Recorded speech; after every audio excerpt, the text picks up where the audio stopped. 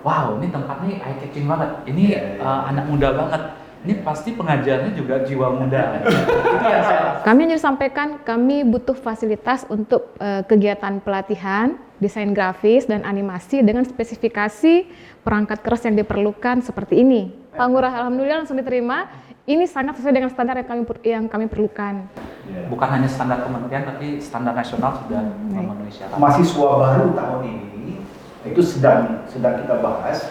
Itu Pak Ngurah, dia akan mendapat sertifikat dari Microsoft. Berarti internasional ini, Prof? Iya, internasional. Jadi ada dua, jadi bukan hanya IT literasi, tapi juga IT numerasi. Bismillah, Assalamualaikum warahmatullahi wabarakatuh. Salam sehat dan salam sukses. Kembali di podcast Universitas Muslim Indonesia. Kali ini kita kedatangan tamu yang luar biasa karena kita akan membahas sesuatu hal yang luar biasa. Salah satu hal yang akan kita bahas, dan ini adalah pembahasan yang utama hari ini, tentang pelatihan yang sedang berlangsung di Fakultas Ilmu Komputer, yang luar biasanya ternyata mahasiswa kita itu dilatih selama kurang lebih 1 bulan, dan mereka dibiayai oleh Kementerian Perindustrian. Dan tidak hanya itu, di akhir mereka akan mendapatkan sertifikasi dan juga tidak kalah yang pentingnya mendapatkan insentif. Dan ini suatu hal yang luar biasa yang akan kita bahas di podcast kali ini. Dan untuk membahas hal ini, di tengah-tengah kita telah kami undang 3 orang. Yang pertama Mem Yuli, perwakilan dari Fakultas Ilmu Komputer. Selamat pagi, Mem. Selamat pagi, Pak. Assalamualaikum. Gimana kabar, Mem? Alhamdulillah. Alhamdulillah, sehat. I always Baik, selanjutnya kita ada tamu dari luar biasa dari Kementerian Perindustrian, yaitu Bapak Ngurah. Gimana kabar, Pak? Baik, luar biasa. Kapan tiba, Pak, dari Bali, Pak? Kemarin sore kami hadir ya, dan akan balik besok. Dan terima kasih atas undangan podcast pada siang hari. Baik, Pak, terima kasih, Pak. Selanjutnya tidak kalah pentingnya perwakilan dari universitas, yaitu Prof. Hatta. Beliau adalah Wakil Rektor 5 bidang kerjasama dan promosi. Baik, kita segera mulai saja perbincangan yang menarik ini. Mungkin saya mulai dari Pak Ngurah. Yang menarik ini, Pak, kira-kira selama sudah berapa kali ke Makassar, Pak? Oke, ini perlu dihitung dengan jari. Sudah lebih dari 5. Oke. Kalau ke Vkom sendiri, Pak, Fakultas Ilmu Komputer ini sudah berapa? Sudah 2 kali. 2 kali. Baik. Kalau begitu, hal yang saya mau tanyakan nih, Pak. Apa hal yang unik yang Bapak lihat atau rasakan ketika berada di fakultas ini? Karena saya yakin Bapak sudah ke mana-mana, dan ini salah satu tempat yang dikunjungi. Apa yang membuat tempat ini menarik untuk dikunjungi kembali, Pak? Terima kasih.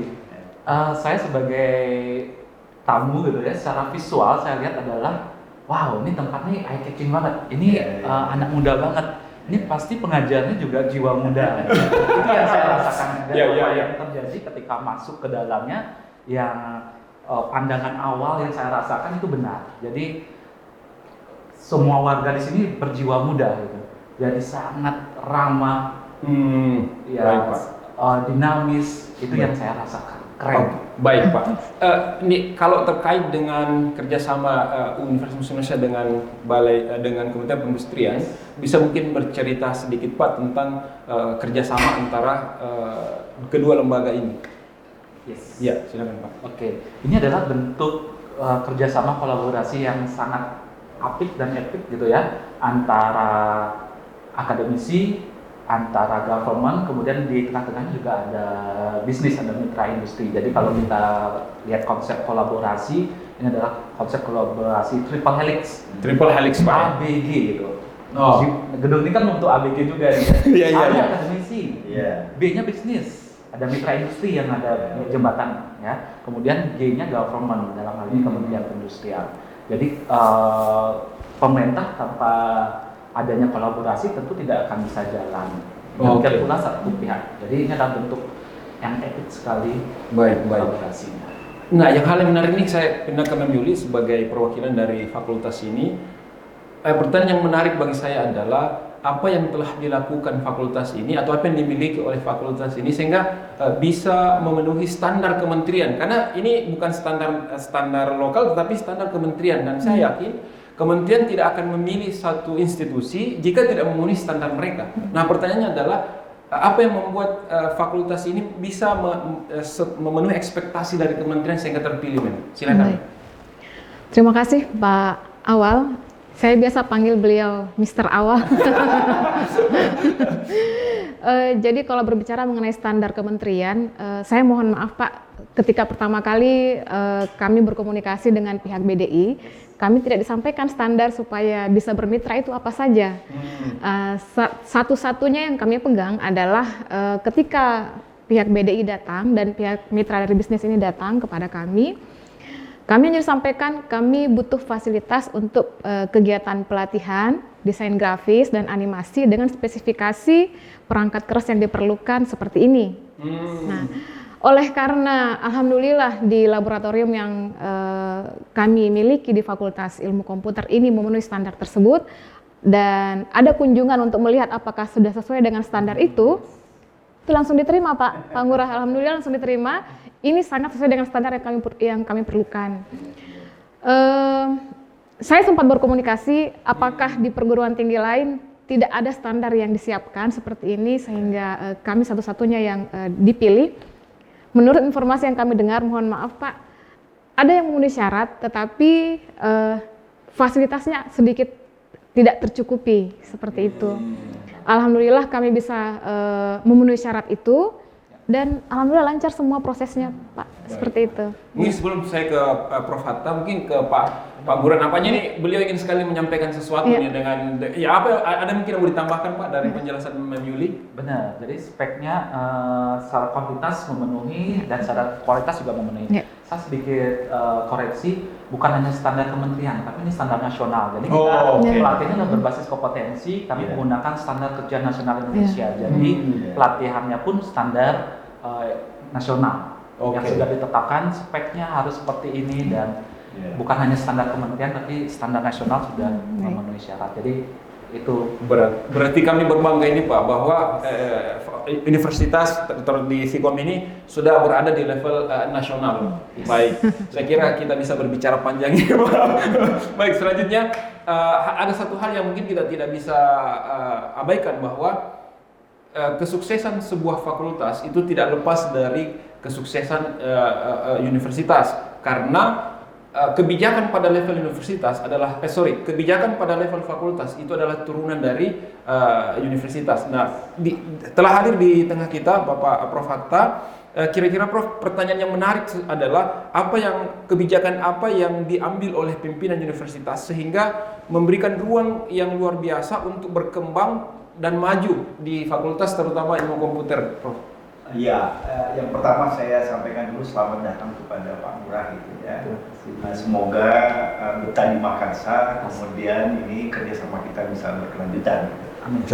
Saya juga memberikan apresiasi teman-teman di Fakultas Ilmu Komputer UBI yang sudah sedemikian rupa berkreasi gitu ya, sehingga bisa dicapai beberapa pencapaian, termasuk bagaimana menjaga kepercayaan mitra itu bisa berkelanjutan gitu. Baik.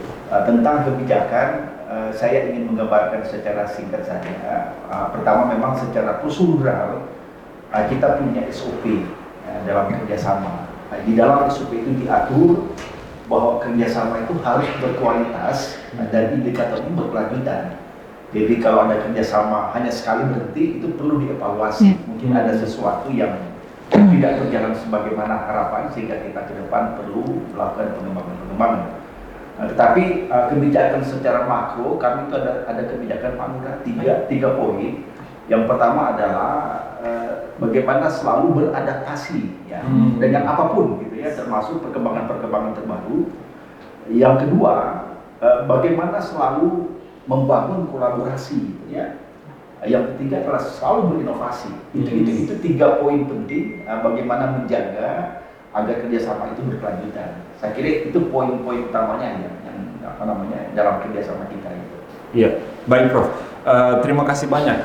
Selanjutnya mungkin ke Pak Ngurah. Selama melakukan diklat, nah Pertanyaannya adalah kira-kira selama ini sudah berapa lama kerjasama Vkom dengan BDI, dan menurut kira-kira apa yang perlu ditingkatkan sehingga bisa kerjasama bisa nantinya semakin berlanjut? Oke, terima kasih.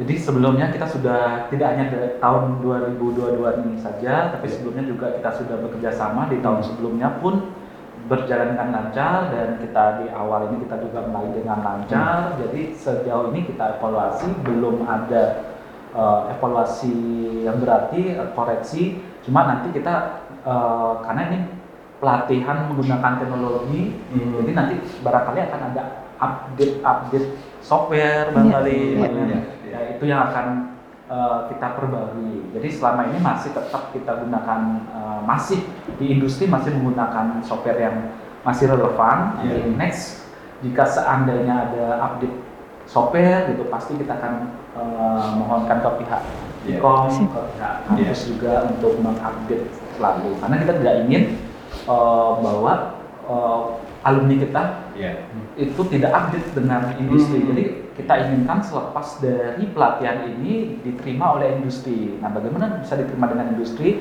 Berarti harus menyesuaikan dengan update dari industri itu sendiri. Baik. Sebenarnya Pak, saya ingin bertanya. Saya bertanya ini karena saya ingin mengetahui memang apakah adakah yang perlu dikembangkan atau tidak. Ternyata tidak ada. Berarti memang yang fasilitas yang ada di sini sudah sangat memadai. Baik. Baik, saya pindah Mem Yuli. Pertanyaannya bahwa karena di acara atau diklat ini dilakukan di Fakultas Ilmu Komputer, maka kira-kira apa manfaat terbesar yang didapatkan oleh mahasiswa ilmu komputer dan Universitas Muslim Indonesia secara umum? Terima kasih Sir Awal. Kalau berbicara manfaat tentu saja banyak sekali Pak. Sesuai dengan peraturan pemerintah, khususnya untuk peningkatan kompetensi lulusan, kami memang berupaya menyediakan fasilitas untuk para alumni supaya sebelum mereka selesai menjadi sarjana itu sudah punya sertifikat kompetensi. Kemarin sudah saya sampaikan pada podcast yang sebelumnya, saya katakan bahwa dengan hadirnya BDI bekerja sama dengan kami ini, kami sangat berharap supaya alumni kami bisa memiliki sertifikat kompetensi secara gratis. Karena seperti yang kita ketahui bahwa di luar sana untuk sertifikasi IT itu biayanya tidak sedikit, Pak. Iya, lumayan besar, sehingga itu menjadi salah satu kendala mahasiswa kami untuk mengambil sertifikat kompetensi di lembaga lain. Ya, makanya dengan beberapa lembaga yang bekerjasama dengan kami, mohon maaf selain dengan BDI, kami berupaya menyiapkan fasilitas, tempat, uji kompetensi dengan biaya yang relatif lebih rendah. Hadirnya BDI dengan memberikan pelatihan dan uji kompetensi gratis tentu saja sangat membantu untuk mahasiswa kami. Bukan saja di Vkom, tapi tentu saja untuk mahasiswa UMI secara keseluruhan, baik tendik, para dosen, apalagi untuk umum. Jadi yang ikut pelatihan ini memang tidak hanya mahasiswa, tetapi ada juga tendik kita. Tidak hanya mahasiswa, Pak. Tendik juga sebenarnya menjadi salah satu aspek yang sangat penting untuk kami perhatikan. Oleh karena dalam salah satu poin akreditasi, tendik itu juga diwajibkan untuk memiliki sertifikat kompetensi sesuai dengan bidang pekerjaannya. Nah, karena kebetulan di UMI ini, di fakultas kita juga khususnya, setiap bidang pekerjaan sudah berbasis digital, sehingga sangat diharapkan supaya semua tendik ini juga memiliki sertifikat kompetensi bidang IT. Seperti itu. Sebentar ada hal menarik karena ini terkait dengan digitalisasi universitas. Tapi sebelum saya ke Prof, yang menarik ini Pak, tadi sempat Mem Yuli, saya ke Pak Ngurah dulu. Tadi Mem Yuli sempat mengatakan kalau mahasiswa ini mengambil pelatihan di luar itu sudah berbayar. Kemudian tes kompetensi juga sudah berbayar. Mohon maaf ini Pak, boleh nggak saya bertanya, kira-kira kalau mahasiswa nih melakukan mendaftar pribadi di luar, kira-kira itu per orang itu kosnya berapa Pak? Bisa nggak? Kira-kira apa sekitar 10 juta sampai 20 jutaan? Kisarannya ya, kisarannya di atas 5. Di atas 5 Pak ya? Di atas 5, karena kalau standar nasional di atas demikian. Itu hanya pelatihannya, belum supporting misalnya seperti konsumsi yang lain. Untuk core-nya sendiri biasanya dengan pelatihan selama sebulan plus sertifikasi pastinya itu di atas nilai 5 juta. Berarti kita ini sangat beruntung dan bisa mendapatkan ini karena banyak banyak mahasiswa dan ada beberapa teknik juga yang mengikuti. Nah, terkait dengan digitalisasi tadi yang disampaikan Mem Yuli, dan saya lihat ini Prof, bahwa kita ke Prof Hatta bahwa tahun ini Pak Rektor melaunching sebuah program yang luar biasa, Embracing Smart University atau menuju kampus pintar gitu ya. Yang menarik adalah bagaimana kira-kira kesiapan atau apa strategi yang dilakukan ke depan sehingga mahasiswa kita ini betul-betul menjadi mahasiswa yang lulusannya itu memiliki kemampuan yang smart. Kira-kira bagaimana, Prof? Jadi yang pertama yang nyambung dari Yuli tadi, memang salah satu indikator kinerja utama kita itu adalah bagaimana mempercepat ya dalam waktu paling lama 3 bulan lulusan kita sudah bisa masuk lapangan kerja dengan pendapatan yang memadai. Itu yang penting, Bro. Program BD ini menjadi hal yang sangat penting gitu ya, karena itu menjadi sebuah program dan menjadi modal dasar yang anak-anak kita bisa lebih cepat masuk ke dunia kerja. Bahkan sekarang sedang kita persiapkan dengan pimpinan Pikom. Ini mungkin sedikit lagi kita bisa putuskan. Mahasiswa baru tahun ini itu sedang kita bahas, itu Pak Ngurah, dia akan mendapat sertifikat dari Microsoft. Dan itu ada pemikiran, sedang mengkalkulasi kalau semua dimungkinkan itu free. Masya Allah. Setelah melalui uji kompetensi untuk IT fundamental gitu. Sehingga seluruh mahasiswa baru kita untuk tahun ini ya dan tahun-tahun berikutnya itu nanti akan mendapat sertifikat dari Microsoft. Di samping nanti beberapa program pelatihan yang kita lakukan seperti ini, sehingga itu menjadi modal dasar itu. Nah, Pak Rektor sudah launching bahwa kita akan menuju Smart University. Nah, itu tahapan-tahapan sudah kita persiapkan gitu ya. Dengan saya kira nanti detailnya nanti ada pimpinan Pikom akan menjelaskan. Tapi jelas bahwa kita sedang membuat roadmap menuju ke sana gitu. Berarti nanti insya Allah lulusan salah satu bentuk aplikasi dari Embracing Smart University itu adalah bahwa memberikan pelatihan IT atau mungkin IT literasi kepada semua mahasiswa. Dan ini Microsoft, Prof, ya, bukan? Dan ini berarti internasional ini, Prof? Iya, internasional. Jadi ada dua, jadi bukan hanya IT literasi, tapi juga IT numerasi. Baik, Prof, baik. Luar biasa. Mungkin terakhir kami akan berikan kesempatan kepada setiap pembicara untuk memberikan closing statement terkait kegiatan diklat yang dilakukan di Fakultas Ilmu Komputer. Mungkin kita awali dari Mem Yuli, ada mungkin closingnya, silakan. Baik, terima kasih Mr. Awal. Jadi saya selalu ingin menyampaikan ke mahasiswa khususnya bahwa persaingan kerja di luar sana itu sudah sangat ketat sekali, sehingga ketika kita lulus menjadi alumni dengan hanya sekedar membawa ijazah dan transkrip nilai itu sudah tidak cukup saat ini. Sehingga khususnya di Fakultas Ilmu Komputer ini saya selalu sampaikan, kita tidak akan mendapatkan pengakuan bahwa kita kompeten di bidang kita kalau kita tidak punya sertifikat kompetensi. Sertifikat kompetensi itu apa? Adalah sertifikat yang dikeluarkan oleh lembaga yang resmi atau diakui baik nasional maupun internasional yang menunjukkan bahwa kita punya keahlian di bidang IT.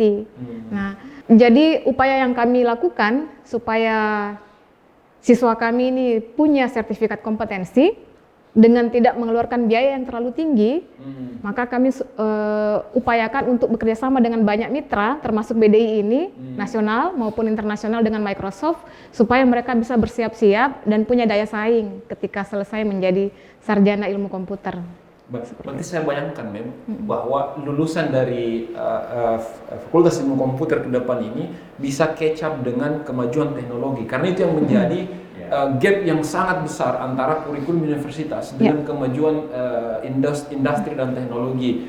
Dan sekiranya dengan hadirnya pelatihan seperti ini berarti bisa menutup gap itu. Luar biasa. Saya ingin menambahkan Sir Awal bahwa kenapa kami bekerja keras untuk mempersiapkan fasilitas uji kompetensi ini, kami ingin mendukung juga visi dari institusi kita menjadi world class university. Ya, Tentu saja baik. world class university tidak hanya sarana prasarana, tapi juga SDM yang kita persiapkan. Gitu. Baik, luar biasa men. Saya kayaknya mungkin kita podcast lagi nanti tentang strategi persiapan world class university yang kita sudah sebenarnya sudah di tengah jalan. Mungkin Pak Ngurah silakan Pak, ada closing statement, harapan atau apa yang ingin disampaikan.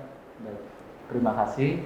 Jadi kerjasama yang apik ini dalam program Diklat in One. Jadi ada yang pertama terlatih, yang kedua kompeten, yang ketiga siap kerja. Jadi ini adalah menyiapkan SDM dalam hal ini mahasiswa untuk siap kerja. Jadi kami kehadiran kita pihak kampus dan government di sini untuk link and match dengan industri. Jadi si alumni ini akan siap untuk bekerja. Jadi kami sangat berterima kasih sekali atas kerjasama ini, sehingga kita bisa bersama-sama mencetak SDM yang berdaya saing dengan apa? Dengan menyiapkan mereka unggul, bermutu dan punya karakter. Itu. Boleh mungkin terakhir Pak, ini ada hal terakhir. Kira-kira pelatihan apa saja yang disediakan oleh BDI yang mungkin telah dan sedang dan akan dilakukan di Vkom ini Pak? Oke. Yang kemarin sudah berlangsung adalah pelatihan terkait dengan animasi. Dan tahun ini kita mengeluarkan paket yang baru, yaitu terkait dengan junior web programmer, ada junior web developer, ada juga desainer grafis muda. Kemudian next tahun 2023 kita akan menyiapkan pelatihan terkait dengan LT. Baik, memang sangat ini, sangat kecap dengan kondisi sekarang, luar biasa. Baik, terakhir Prof, mungkin apa kira-kira yang harus dilakukan dua institusi ini, yaitu government, pemerintah, dan Universitas Muslim Indonesia ke depan, sehingga bisa kira-kira mengurangi tingkat pengangguran, karena saya kira ini hal yang penting berakhir pada kita mengurangi tingkat pengangguran, sehingga dengan pelatihan ini memang orang semua ready untuk diserap di tenaga kerja. Kira-kira apa yang perlu diperkuat, Prof? Iya, jadi kita terus mengembangkan ya berbagai program termasuk kerjasama. Gitu. Jadi apa yang dikerjasamakan BD ini terus kita monitor, evaluasi, dan kita terus kembangkan sehingga pada ujungnya nanti bisa menghadirkan talenta-talenta yang hebat gitu ya, dan punya skill. Nah, memang di UBI sudah diterapkan ada beberapa skill yang harus dipersiapkan dari IT, literasi dan numerasi, itu kemampuan bahasa, kemampuan komunikasi, dan leadership. Itu yang selalu kita kembangkan karena ini dipandang sebagai mulai dasar anak-anak itu bisa berkiprah ya di lapangan kerja maupun di tengah-tengah masyarakat maupun industri. Oleh karena itu program yang ada saat ini akan disalahkan terus kita kembangkan ya, dan juga saya kepada Pak Ngurah, kalau ada masukan Pak segera disampaikan, dan kita akan terus berinovasi mengembangkan itu. Yang kedua, memang insya Allah 4 tahun ke depan UBI ini akan bertransformasi menjadi Smart University. Karena dinamika yang perkembangan sekarang, perguruan tinggi yang tidak bisa bertransformasi menjadi Smart University atau tidak bisa beradaptasi dengan digitalisasi, itu akan ketinggalan. Kita sudah merasakan 2 tahun terakhir ini. Dulu ketika kita ingin menghimbau kepada dosen untuk kuliah online, itu betapa sulitnya. Tapi sekarang menjadi sebuah keharusan. Dan dugaan kami ke depan memang akan seperti itu. Ya, jadi memang pembelajaran itu akan menjadi pembelajaran kombinasi, jadi hibrid antara online dan offline. Oleh karena itu persoalan digitalisasi itu adalah sebuah keniscayaan kalau kita ingin maju, dan UBI tidak ingin terlambat, tidak ingin ketinggalan. Insya Allah dalam waktu kurang lebih 4 tahun kita akan bertransformasi menjadi Smart University. Kemudian yang ketiga, saya ingin menyampaikan kepada calon mahasiswa baru, ini ada sebuah peluang besar yang kami sedang persiapkan, gitu ya. Adalah seluruh mahasiswa baru tahun ini insya Allah nanti akan mendapatkan sertifikat, termasuk Microsoft gitu. Kalau Anda tidak memanfaatkan peluang ini, sayang gitu ya, karena ini adalah sebuah sertifikat yang kualifikasinya adalah internasional, dan saya kira yang siap menyiapkan itu baru Universitas Muslim Indonesia. Oleh karena itu kalau Anda tidak memanfaatkan itu, ini sebuah kerugian gitu ya. Oleh karena itu kami berharap bahwa silahkan Anda bergabung. Kemudian Anda insya Allah nanti akan dipersiapkan untuk mendapatkan sertifikat dari Microsoft. Terima kasih Prof. Ini adalah inovasi yang luar biasa ketika universitas itu menyediakan sebuah sertifikasi kompetensi berlevel internasional, apalagi Microsoft ya, dan jangankan menyediakan ini, kerjasama dengan Microsoft saja itu sudah butuh waktu dan butuh extra effort gitu ya. Nah sementara di Universitas Muslim Indonesia sudah tersedia dan akan difasilitasi, diberikan kepada mahasiswa baru di tahun 2022. Baik, saya kira itu akhir dari podcast kita. Terima kasih. Kita akan ketemu di seri yang lain. Atau mungkin mau ditambahkan Pak Ngurah, silakan. Seperti tadi kita tutup dengan pantun. Oh iya, jadi Pak Ngurah ini ternyata selain ahli IT, ahli pantun juga ternyata. Jadi saya kira kita berikan kesempatan untuk closing dengan pantunnya. Silakan Pak. Terima kasih. Si Unyil jalan-jalan ke pasar, jangan lupa membeli tomat dan terasi. Senang sekali bisa berkolaborasi dengan UMI Makassar. Salam hormat dan terima kasih. Ya, masih kasih mantap. Saya kira pantun ini menjadi penutup dan kita ketemu di podcast lainnya. Assalamualaikum warahmatullahi wabarakatuh. Waalaikumsalam warahmatullahi wabarakatuh.